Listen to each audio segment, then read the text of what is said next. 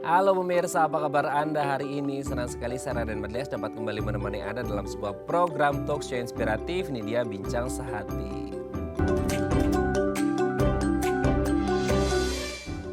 Ya pemirsa, kita bisa berjalan, kita bisa berpikir, kita bisa melakukan segala sesuatu karena ada perintah gitu ya. Ada perintah yang dimana pusatnya ada di otak. Jadi ibarat kata kalau otak ini adalah pusat kendali, pusat kontrol gitu ya untuk seluruh kehidupan kita. Even for simple things kayak mengedipkan mata gitu ya.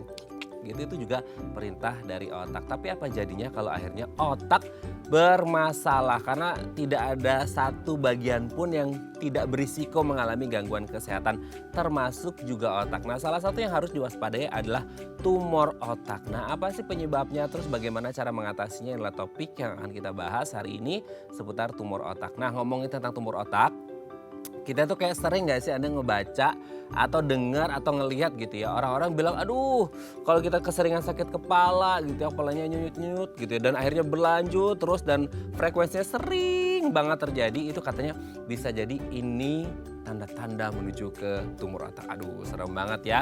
Nah sebelumnya kita akan membahas terlebih dahulu nih. Ada beberapa mitos atau fakta seputar sakit kepala yang sering dikaitkan dengan ada sesuatu nih sama otaknya ya.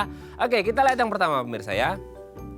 Sakit kepala, migrain, pusing itu mah sama aja. Intinya gini, kalau kepalanya ngerasa nggak nyaman, ada nyerinya, nggak enaknya, cenut-cenut dan lain, ini bukan karena angsuran ya gitu ya. Jadi kepala nyenut-nyenut gitu bukan karena angsuran, cicilan dan lain sebagainya. Tapi sering kali kita berpikir bahwa gini, pokoknya intinya kalau kepalanya nggak nyaman gitu ya, rasa kayak dijenggut-jenggut, dijambak-jambak, pokoknya nyenut gitu ya, nyeri dan lain sebagainya. Udah intinya sama aja, entah itu sakit kepala, entah itu pusing, entah itu migrain, intinya sama aja di kepala rasanya nggak enak. Nanti akan kita bahas sebenarnya antara sakit kepala, pusing dan migrain ini adalah hal yang sama, intinya sakit kepala atau sebenarnya oh beda loh antara sakit kepala, pusing dan juga migrain. Nanti kita tanya ya ke narasumber kita hari ini. Oke, kita lanjut yang kedua pemirsa ya. Wah ini kayaknya bakal ditakutin ya kalau benar katanya stres bisa memicu terjadinya sakit kepala. Nah untuk Anda yang punya deadline yang sangat ketat dikejar-kejar waktu sama atasan Anda gitu ya. Di kantor Anda harus segera menyelesaikan pekerjaan ini, report itu dan lain sebagainya. Pasti secara tidak langsung kita akan ada di posisi atau fase stres yang hanya kerjaan sih, masalah percintaan juga bisa gitu ya, perekonomian, lingkungan sosial dan lain sebagainya. Ini bisa memicu stresor-stresor alias hormon-hormon stresnya bisa keluar dan akhirnya kita merasa stres. Nah bisa nggak sih kalau kita ngomongin sakit kepala ini dipicu dari stres? Kadang-kala kita kepikiran gini, sakit kepala adalah sesuatu yang dirasakan secara fisik gitu ya. Tapi kalau stres adalah psikis ya gitu ya. Ini adalah sesuatu yang berkaitan dengan kesehatan mental. Sementara kalau sakit kepala itu kan kesehatan fisik. Nah tapi ada hubungan nggak antara stres dan juga sakit kepala yang akhirnya bisa menimbulkan sakit kepala gara-gara dipicu sama stres.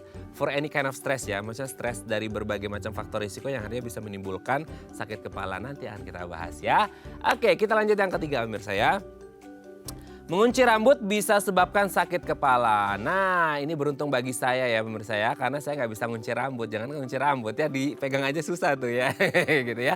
Tapi gini, kalau kita ngomongin ngunci rambut, banyak orang yang kayak ngerasa nggak ngerti ya. Karena saya seumur-umur nggak pernah ngunci rambut. Tapi untuk Anda nih, terutama wanita gitu ya yang suka ngunci rambut. Ada nggak sih kerasa sesuatu yang aneh gitu ya. Yang ada di kepala kita ketika lagi dikuncir rambutnya. Nah kita nggak ngomongin feel-nya seperti apa, tapi ketika rambut itu dikuncir berarti kan ada kayak apa ya, tension, ada tekanan gitu ya, yang tarikan lah gitu ya, yang menyebabkan kayak ada nggak nyaman dan akhirnya katanya bisa menyebabkan sakit kepala. Nggak ngerti sih apakah karena nggak nyamannya atau mungkin karena peredaran darah di kulit kepala yang gimana-gimana yang akhirnya membuat sakit kepala. Nanti akan kita bahas ya, apakah menguncir rambut biasanya kayak kuda gitu nggak sih, yang satu ke atas bisa, biasanya anak-anak gitu ya.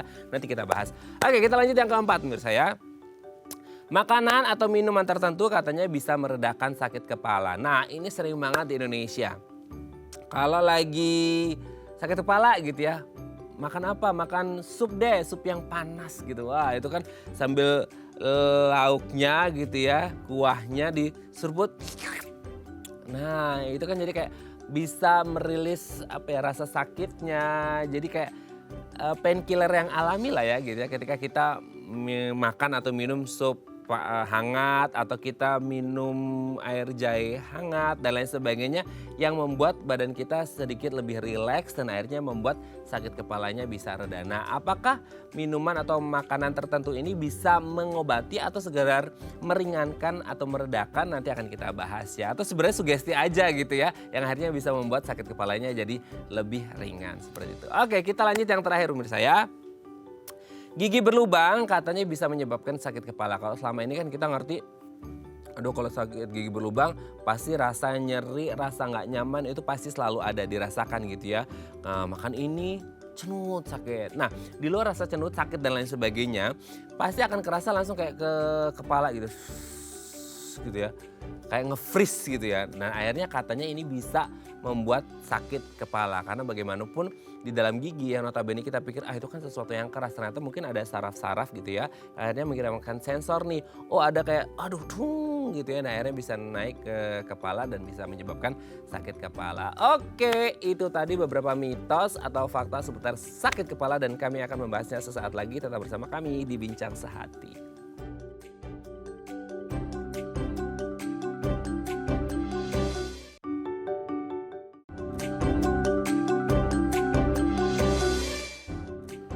Baik, Anda masih bersama kami di Bincang Sehati. Tadi di segmen sebelumnya kita sudah membahas ya, ada beberapa mitos atau fakta seputar sakit kepala yang kayaknya udah sering banget kita dengar di masyarakat kita gitu ya. Nah, untuk mengetahui apakah ini fakta atau sekadar mitos, telah hadir bersama kami di studio Bincang Sehati ada Profesor Dr. Satya Negara SPBSK, dokter spesialis bedah saraf, konsultan dari Seci Hospital. Selamat pagi Prof, apa Selamat kabar? Pagi, baik. Sehat ya Prof ya? Iya, sehat. Oh, hari ini ganteng banget Prof Satya ya. Oke, Prof, hari ini kita akan membahas sesuatu yang penting ya Prof ya bagi kehidupan kita karena hubungannya dengan pusat pengendali kita sebagai manusia ada di otak atau di kepala. Nah, sebelum kita bahas lebih mendalam tentang tumor otak, kita bahas terlebih dahulu tentang sakit kepala yang kayaknya mitos faktanya udah kebanyakan di masyarakat kita. Kita harus luruskan. Prof Satya mau meluruskan hari ini ya Prof ya. Oke, kita lihat yang pertama ya Prof ya. Sakit kepala, migrain dan pusing itu katanya sama Prof. Jadi kayak kita sebagai masyarakat umum kan nggak bisa mendiagnos ya Prof ya. Maksudnya kayak ini kayak mana. Pokoknya intinya kepalanya sakit nggak enak. Udah itu antara pusing, sakit kepala, migrain udah sama aja. Sebenarnya sakit kepala, pusing, migrain itu sesuatu yang sama atau beda sih Prof? Begini, kalau sakit kepala biasanya keseluruhannya, seluruh kepala itu merasa nyeri, cekot-cekot atau berat atau mengganggu perasaan tidak nyaman. Nggak nyaman gitu ya? Pada kepala.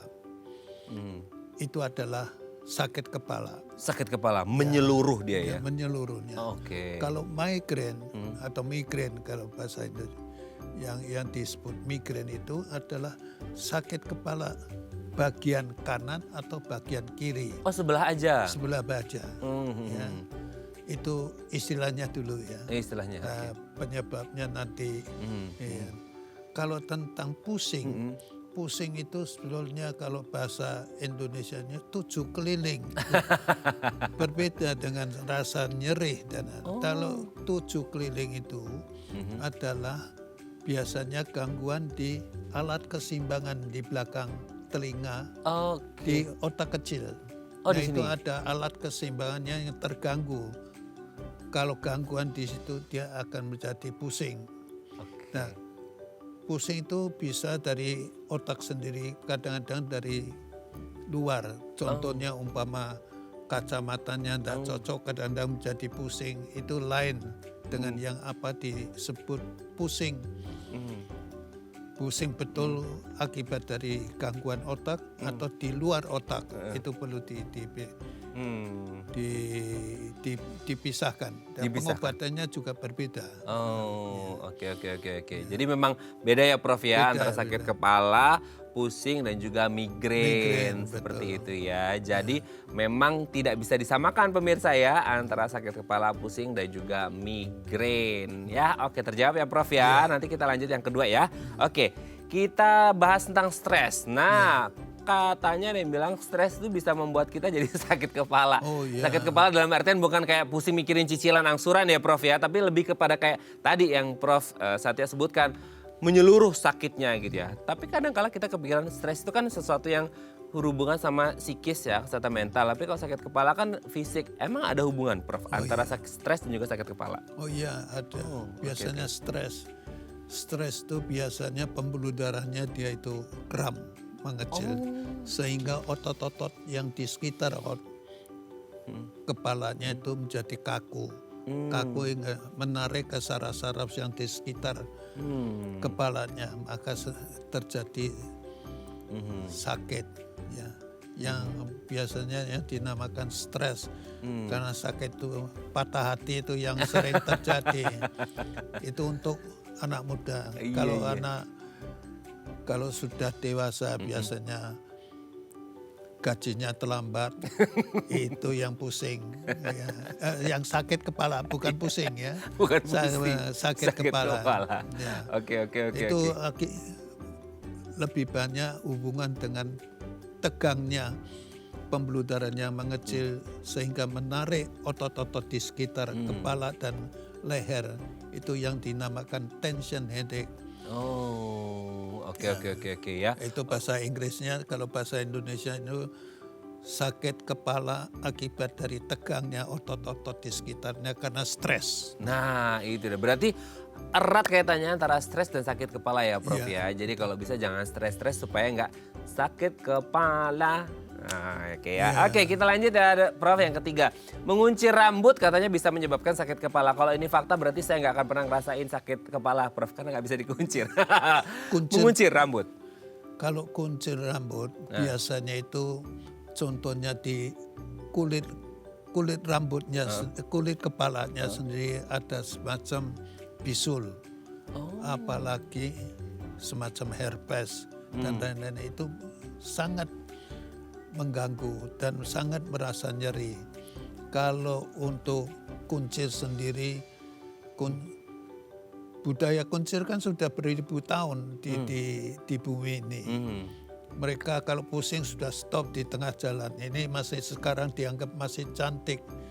Silakan aja. Kalau sampai merasa nyeri, pasti ada sesuatu yang mengganggu di sekitar yang tertarik atau yang terkunci. Sebaiknya diperiksa dulu apakah ada bisul atau yang melenting yang di sekitarnya yang ditarik itu menimbulkan rasa nyeri, pasti ada penyebabnya. Kalau kuncir sendiri seharusnya tidak. Oke ya. Oke, sudah terjawab ya Prof ya. Kita lanjut yang keempat ya. Makanan atau minuman tertentu katanya bisa meredakan sakit kepala. Let's say kayak sup yang hangat, minum air hangat dan lain sebagainya. Pokoknya yang hangat-hangat berkuah gitu ya. Itu katanya bisa membuat sakit kepala kita hilang atau reda atau lebih ringan gitu Prof. Betul nggak sih? Kalau minum sesuatu yang bikin meredam atau mengurangi rasa nyeri itu karena akibat dari minumnya atau memberikan kesempatan untuk mengurangi emosi yang waktu sedang sakit, yang sedang merasakan sakit. Dengan minumnya itu mengendorkan otot yang sedang tegang. Nah mungkin itu yang maksudnya. Apalagi minuman-minuman yang tertentu yang cocok untuk orang itu. Karena tiap orang berbeda. Betul. Hobi terhadap minuman. Minuman yang cocok yang dirasakan setelah minuman yang biasanya diminum merasakan tenang, itulah yang paling cocok untuk yang bersangkutan. Ada yang air putih, ada yang teh, ada yang kopi, ada yang lain-lainnya. Itu bisa berbeda-beda. Tidak ada jeleknya. Dengan adanya minum sedikit, kan sedang keadaan tegang itu menjadi ada satu waktu senggang untuk meredamkan atau memikir yang berbeda dengan yang tadi yang bikin emosi. Nah disitulah lebih banyak untuk mengontrol self controlnya Oh, sendiri. lebih merilekskan tubuh Betul, gitu ya betul. Prof ya. Oke. Dan mungkin setiap orang akan berbeda-beda, maksudnya makanan atau minuman apa yang bisa membuat tubuh kita jadi lebih rileks gitu ya Prof ya. Oke Prof, kita yang terakhir. Nah, ini dia. Kadang-kala kita ngomongin gigi itu banyak masalah. Nah, gigi berlubang katanya bisa membuat juga sakit kepala. Oh, Karena mungkin iya. dipikirnya kayak ada saraf yang bisa mengirim sensor ke kepala dan akhirnya sakit kepala. Betul nggak sih Prof? Iya, Oh. gini, dari saraf nomor 5 yang kalau yang itu saraf sensorik yang dia biasanya menguasai ke bibir, pipi, kemudian ke mata.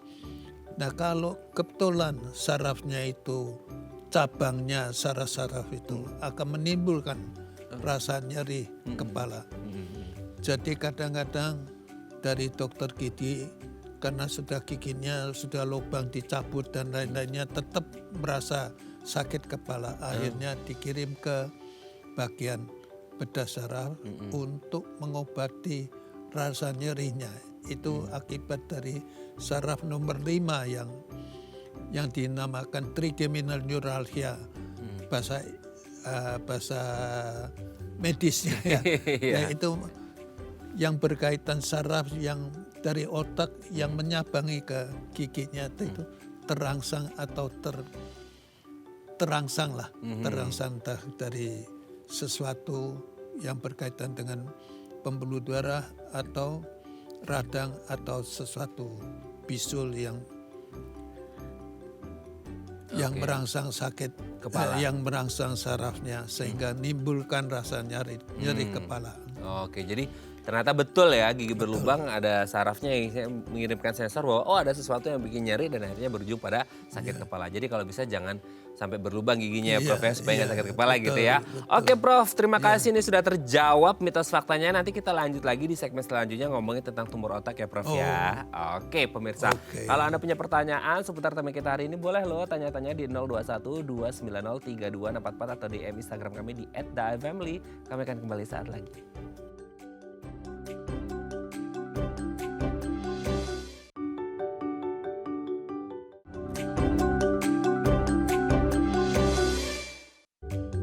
Baik, Anda masih bersama kami di Bincang Sehati dan kita masih membahas tema kita hari ini seputar tumor otak. Nah, kalau Anda punya pertanyaan seputar tema kita hari ini boleh ya tanya-tanya di 021 290 3244 atau DM Instagram kami di @daifamily. Kita masih bersama dengan Profesor Dr.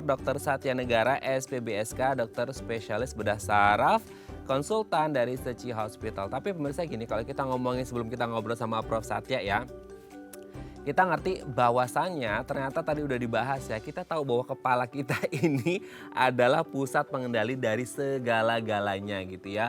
Bahkan tadi kita juga udah bahas ternyata bedanya antara sakit kepala gitu ya, migrain, pusing dan lain sebagainya itu berbeda tapi saling berkaitan. Karena bagaimanapun otak kita ada di kepala dan itu menjadi pusat dari segala-galanya. Nah untuk melanjutkan perbincangan kita bagaimana sih dengan tumor otak yang katanya juga sebenarnya salah satu mitos fakta ya. Kita langsung sapa ke Prof Satya. Prof, kalau kita ngomongin tentang tumor otak gitu ya, ini kan sesuatu yang gimana ya, agak serem juga. Sebenarnya kaitannya sama tadi kita Prof ya, tentang sakit kepala gitu ya. Karena ada yang bilang kayak, oh Prof kalau kita seringan sakit kepala itu tandanya tumor otak. Gak ngerti ini mitos atau fakta gitu ya. Tapi kita akan bahas terlebih dahulu tumor otaknya. Tapi sebelum tumor otak, sebenarnya di otak kita ini apa aja sih Prof yang membuat kayak kan nggak kelihatan ya Prof ya kan ada di dalam gitu ya. Sebenarnya di otak ini ada apa aja dan fungsinya apa aja sih Prof?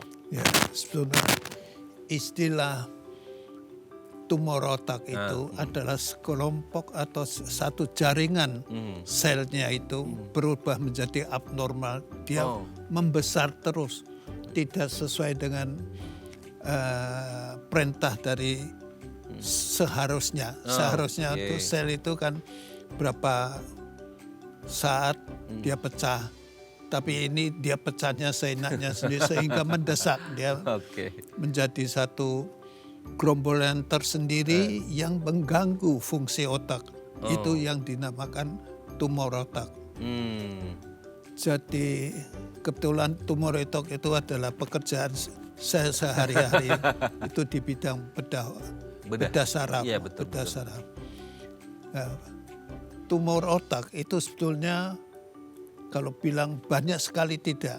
Kalau menurut Amerika pada tahun 2006 itu kira-kira dalam 10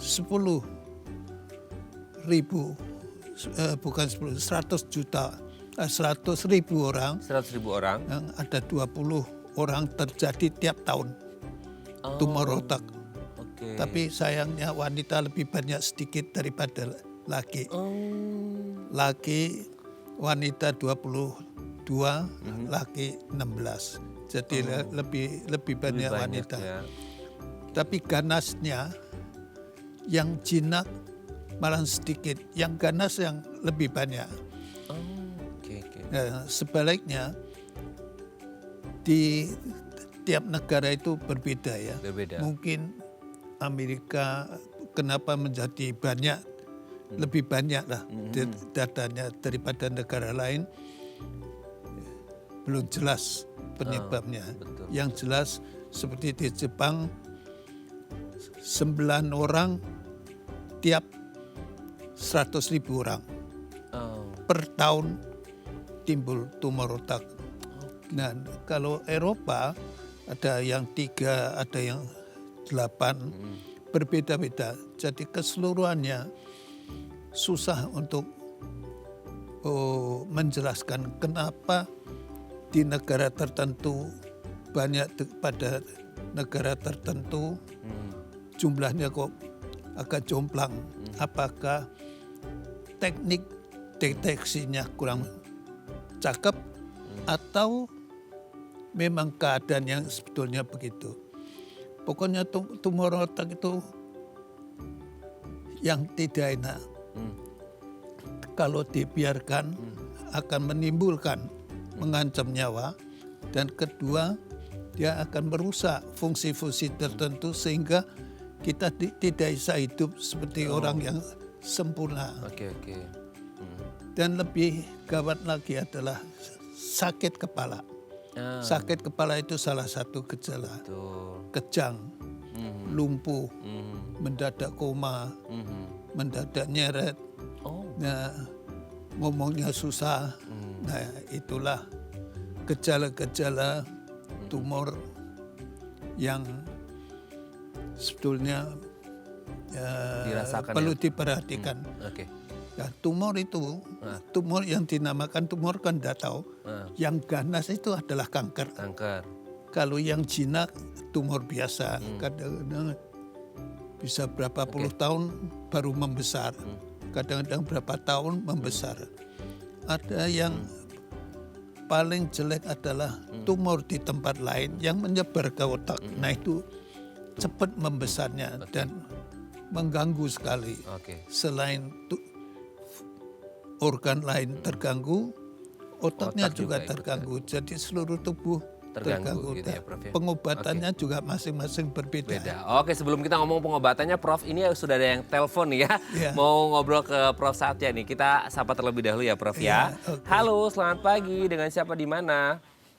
Halo, pagi. Selamat pagi, dengan Ibu siapa di mana, Bu? Ibu Heni. Ibu Heni, di mana, Bu? Ya, Jakarta. Ibu Heni di Jakarta. Silakan, Bu Ya. Heni. Pak, saya mau dokter, selamat pagi. Ya. Saya mau tanya, kalau sakit kepala ya suka semutan gitu ya, Oh. di sebelah kanan aja.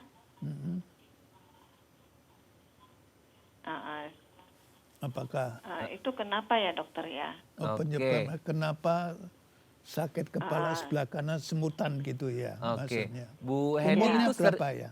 Gimana? Prof? Umurnya berapa? Oh, umurnya berapa, Bu Heni? 55. 55. Bu Heni, Anaknya berapa itu? Beratnya sekitar 44 lah. 18. Cukup seksi ya.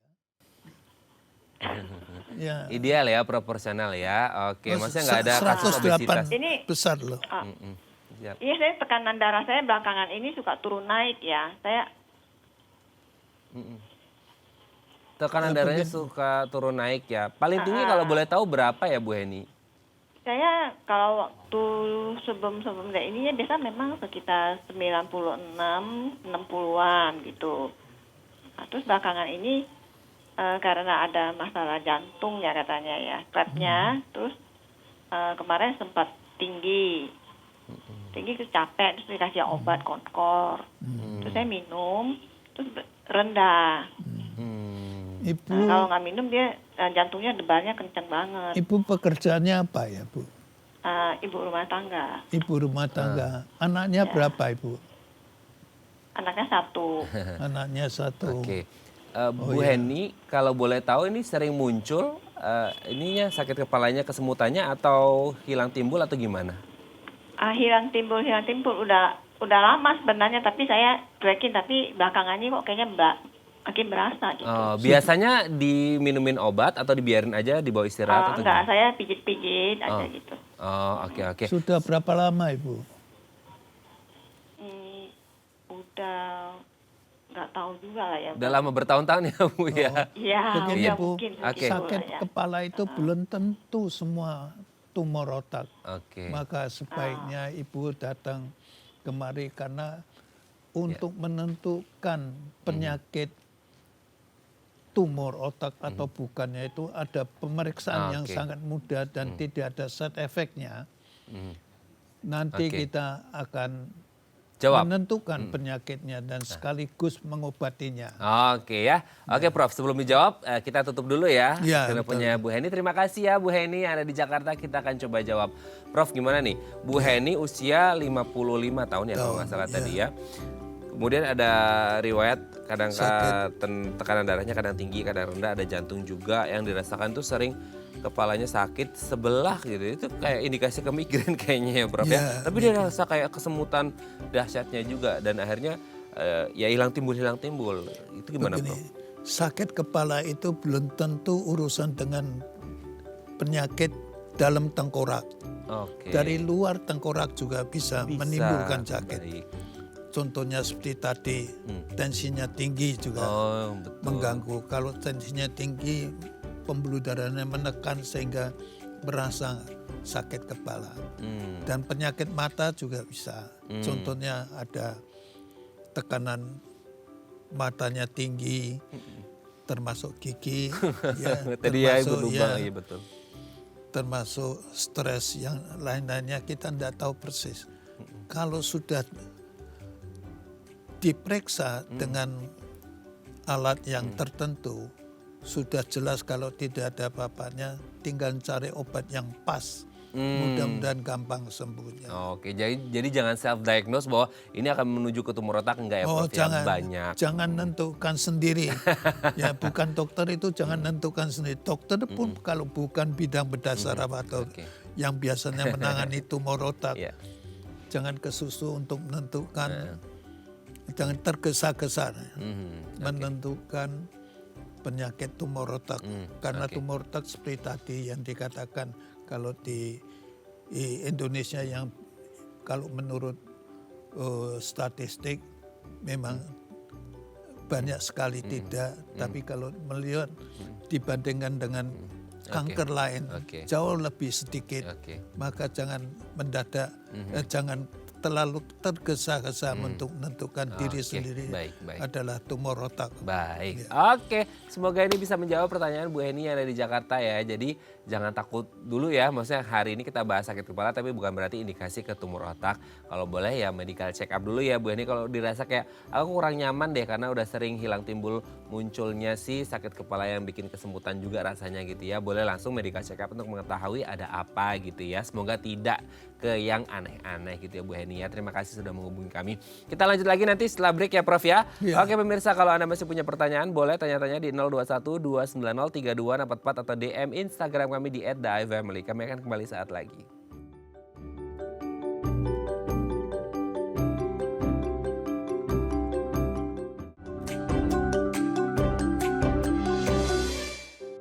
Baik, Anda masih bersama kami di Bincang Sehati. Kita masih membahas tema kita hari ini seputar tumor otak. Kalau Anda punya pertanyaan, boleh lo tanya-tanya di 021 290 3244 atau di Instagram kami di @theafamily. Kita masih bersama dengan Profesor Dr. Satya Negara SPBSK, dokter spesialis bedah saraf, konsultan dari Seci Hospital.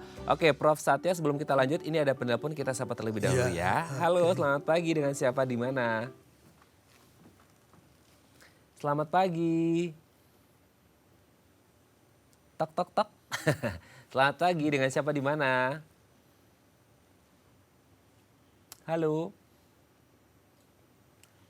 Sepertinya terputus. Ini saya dapat info dari tim terputus. Nanti mungkin akan telepon lagi ya. Ibu atau bapak yang ada di sana nanti bisa ngobrol sama Prof Satya. Oke, Prof, tapi kalau kita ngomongin tumor otak itu sendiri, kan banyak orang yang nggak ngerti ya, Prof ya. Kadang-kala entah itu penyakit tumor, kanker atau apapun, ketika datang ke dokter tuh mereka udah kayak stadium 3, stadium lanjut gitu ya, Prof ya. Yang akhirnya mereka baru kerasanya di situ gitu. Meskipun tadi kalau kita ngomongin tumor otak kan ada gejala-gejala khas yang tadi sudah di-mention sama Prof Satya. Tapi kalau kita ngomongin penyebabnya, Prof, paling banyak itu penyebab atau mungkin faktor resikonya gitu. Kenapa akhirnya orang bisa mengalami tumor otak ini, apa sih, Prof? Apakah karena masalah genetik atau pola hidupnya yang tidak sehat, pola makan dan lain sebagainya, itu pengaruh nggak sih, Prof? Yang jelas penyebabnya tidak jelas. Itu yang susahnya.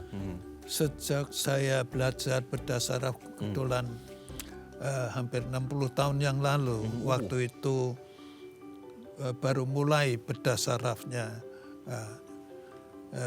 maju, bukan maju, mulai deh. Nah dari situ kita sudah belajar untuk mencari penyebabnya itu apa. Sedikit-sedikit untuk membedakan sebelum operasi tumornya itu jinak atau ganas, itu yang kita utamakan untuk periksa. Dan kemudian untuk membiarkan sel-sel otak normal dengan otak tumor itu berbedanya bagaimana, sifatnya bagaimana, dan itu masih primitif dah. Dan pemeriksaannya tidak seperti sekarang ada MRI dan itu tidak sakit dan lain-lainnya.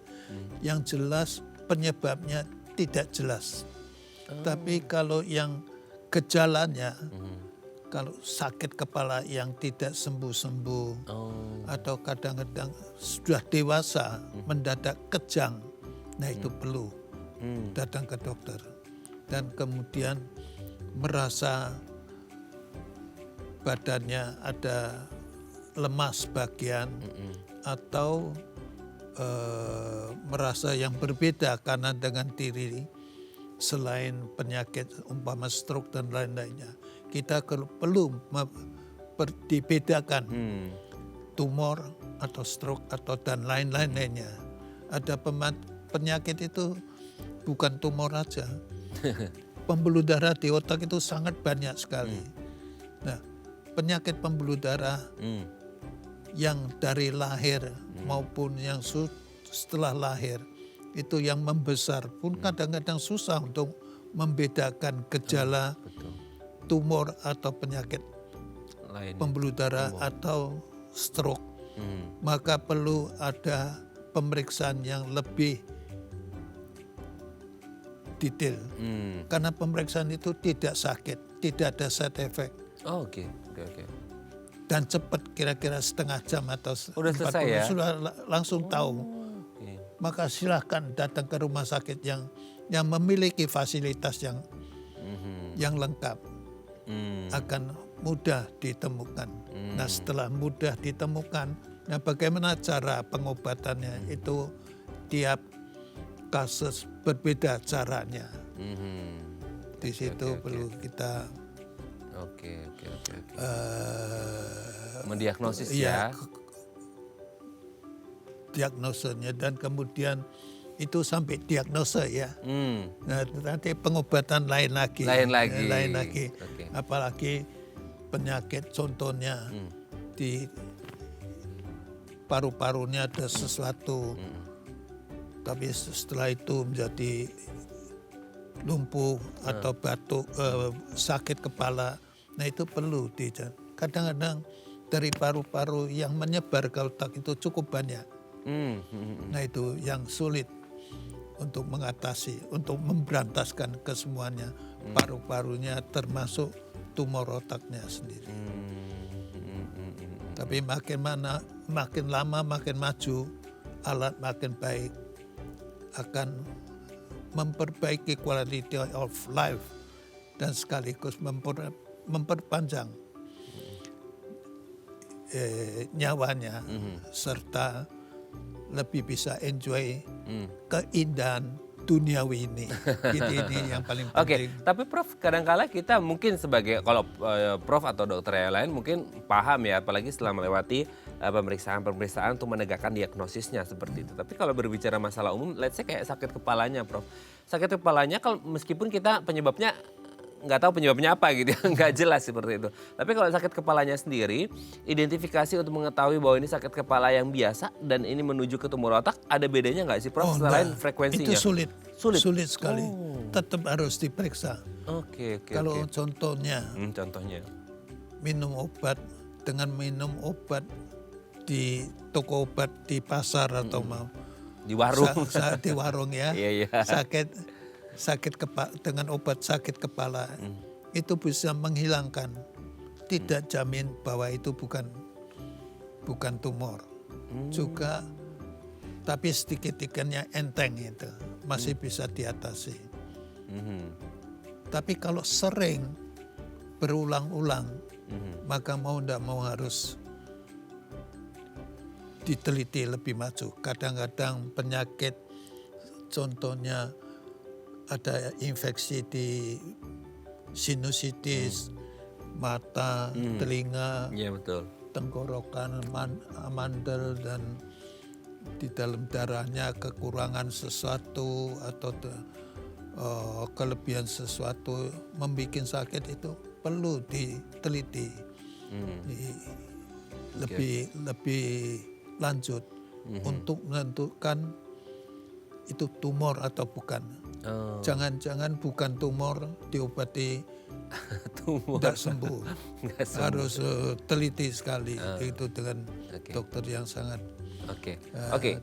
Kalau sekarang akhirnya kayak udah pemeriksaan nih Prof gitu ya, terus sudah ketahuan didiagnosis bahwa ini mengalami memang yang namanya tumor otak gitu ya. Nah akhirnya kan harus ada pengobatan dong. Nah sebelum kita bahas pengobatan, ini ada DM Instagram, saya bacakan ya Prof ya. Ada di belakang sih, dari Mbak Sally ya. Oh iya, Prof, kakak saya usia 40 tahun. Sekitar 1 tahun lalu ada massa sekitar 3 cm di bagian depan otak sebelah kiri. Sekitar 1 tahun lalu ada massa sekitar 3 cm di bagian depan otak sebelah kiri. Sudah diambil, tapi dari hasil MRI masih tersisa serpihan, Prof. Apakah ada kemungkinan muncul kembali, Prof, massa tersebut karena kadang masih suka pusing-pusing. Terima kasih, Prof. Gimana tuh? Ada massa sekitar 3 cm di bagian depan otak sebelah kiri, usia 40 tahun. Udah diambil tapi masih ada sisa serpihan, katanya. Kalau tersisa itu tetap dia akan tumbuh, membesar. Dia ya? akan membesar. Ya. Jadi yang jelas kita ingin tahu jenisnya penyakitnya apa. Karena jenisnya lain, pengobatannya lain. Kalau jenisnya yang jinak harus tuntas diambil. Kalau dituntas diambil biasanya tidak timbul lagi, atau timbul pun setelah berapa tahun lagi, timbul kecil lebih gampang diatasi. Tapi kalau yang ganas, nah itu perlu campur pengobat lain. Dan sebetulnya kalau menentukan bahwa dia itu jinak atau tidaknya, dalam pemeriksaan MRI itu ada namanya MRS. Itu sama dengan tinggal berbaring berapa menit aja sudah tahu. Untuk menentukan jinak atau tidaknya.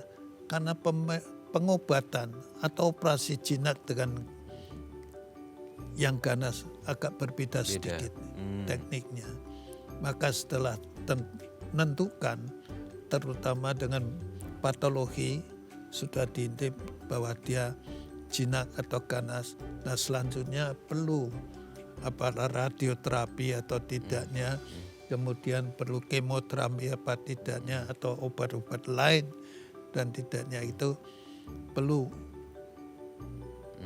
tentukan setelah pengambilan tumornya sendiri. Tidak bisa menentukan sendiri. Ini pasiennya dari mana ya? Oh, kurang tahu nih, Prof. Ya, Maksud lokasinya? Ya. Oh, kurang tahu nih, Prof.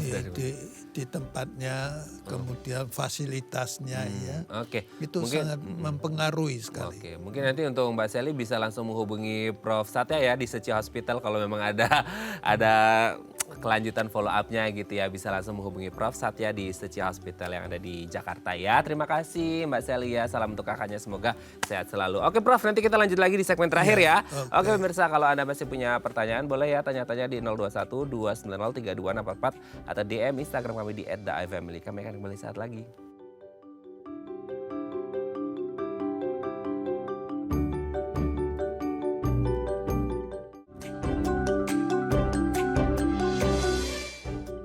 Baik, karena masih bersama kami di Bincang Saat ini, kita masih membahas tema kita hari ini seputar tumor otak. Masih bersama dengan Profesor Dr. Satya Negara SPBSK, dokter spesialis bedah saraf konsultan dari Seci Hospital. Oke Prof, kita udah di segmen terakhir nih.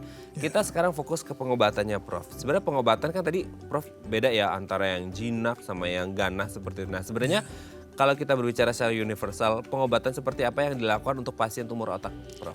Kalau yang jinak sebaiknya diambil setuntasnya. Kalau sudah diambil, biasanya tidak timbul lagi. Kebanyakan. Kalau yang ganas, kadang-kadang tidak bisa diambil tuntas. Karena apa?